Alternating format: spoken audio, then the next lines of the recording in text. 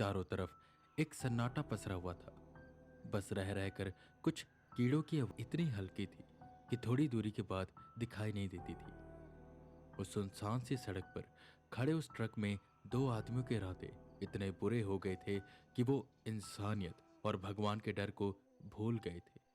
कई बार सोचने वाली बात होती है कि किस कदर का हैवान ये इंसान बनता जा रहा है, जो अपने चंद पल की खुशियों के लिए किसी को भी रौंद देता है और उसे जीवन भर का ट्रॉमा दे देता है। ऐसा ट्रॉमा जिसे वो चाहकर भी भुला नहीं पाता। रामू ने प्रिया को बेहोश कर दिया था और सत्यपाल के साथ मिलकर उसे पिछली सीट पर लिटा दिया था। रामू आगे वाले सीट पर बैठ गया और सत्यपाल अपने कपड़े उतारने लगा। पर जैसे ही सतपाल ने प्रिया का पल्लू हटाया, कौवों की आवाज आने लगी। आसपास के पेड़ों पर ढेर सारे कौवे आकर बैठ गए। रामू को यह चीज अजीब लगी। उसने बाहर देखा तो आसमान साफ था और चांद पूरा दिखाई दे रहा था। उसने घड़ी में देखा तो 12 बज गए और जैसे ही 12 बजे बेहोश प्रिया की आंख एकदम से खुली। और साले रामू, तूने इसे बेहोश नहीं किया था? ये तो उठ गई। सतपाल इतना बोल के हटा ही था कि प्रिया ने सतपाल के मुंह में हाथ डाल दिया और उसकी जीभ को खींचने लग गई। उसका रूप बदलने लगा। उसके वो सुंदर हाथ जिस पर लाल कलर की नेल पॉलिश थी वो अब काले में बदल गए। सुंदर काले बाल अब लंबे और घने हो गए। आंखें काजल से सजी पूरी काली हो गई। सतपाल की जीभ को नोच वो बाहर फेंकती है, जिसे कौवा पकड़कर पेड़ पर खाने लग जाता है। बाकी कौवे भी उसके पास आकर उस जीभ के हिस्से के लिए लड़ने लग जाते हैं। सतपाल डर कर अगली सीट पर आया। रामू को समझ नहीं आ रहा था कि यहाँ पर हो क्या रहा है। इससे पहले वो कुछ समझ पाता, एक हाथ सतपाल के सीने से आर पर हो गया और सतपाल के मुंह से खून निकलने लग जाता है और यह सारा खून डैशबोर्ड पर गिरता है। सतपाल मर गया। रामू तुरंत ट्रक से उतरता है और वहां से भागने लग जाता है। पर जैसे ही वो 6-7 कदम आगे पहुंचा कि उसके पैरों को प्रिया ने पकड़ा, या कहे चुड़ैलों की रानी ने पकड़ा और खींचा, जिससे वो नीचे गिर गया। वो जोर जोर से हंसने लगी। रामू हाथ जोड़कर माफी मांगने लगा, पर वो किसी की नहीं सुनती। अंधेरी काली रात में एक चीख गूंज कर रह जाती है और इसे सुनने वाला कोई भी नहीं होता सिवाय उन कौवों के जो वहां पर मंडरा रहे थे।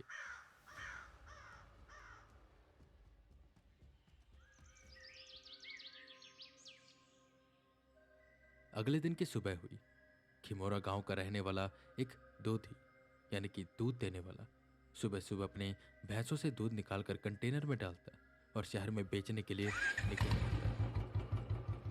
वो बाइक से जा रहा था, पर जैसे अपने गांव से बाहर निकला और मोड़ पर पहुंचा, उसके होश उड़ गए। एकदम से उसने बाइक रोकी और उसे उल्टी हुई।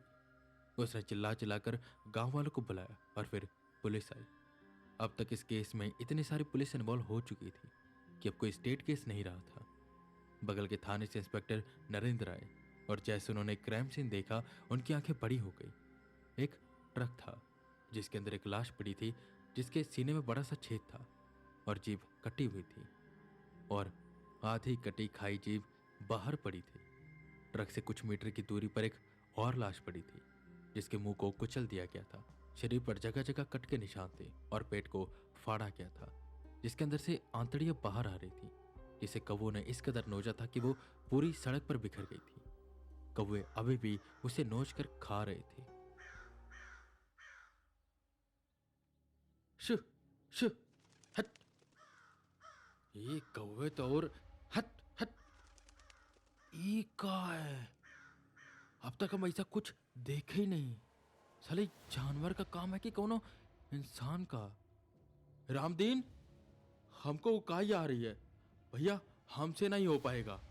एक काम करो, एसएसपी साहब को बुलाओ, हम तो हाथ खड़े कर दे रहे हैं। इंस्पेक्टर नरेंद्र ने हाथ खड़े कर दिए और रिपोर्ट एसएसपी राजेंद्र ठाकुर को भिजवा दी, जिसके बाद एसएसपी आते और क्राइम सीन को देख के बोलते, हालात तो काफी खराब हैं।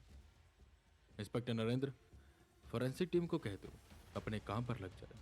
और सब इंस्पेक्टर सेठी, एक भी सबूत पीछे नहीं छूटना चाहिए।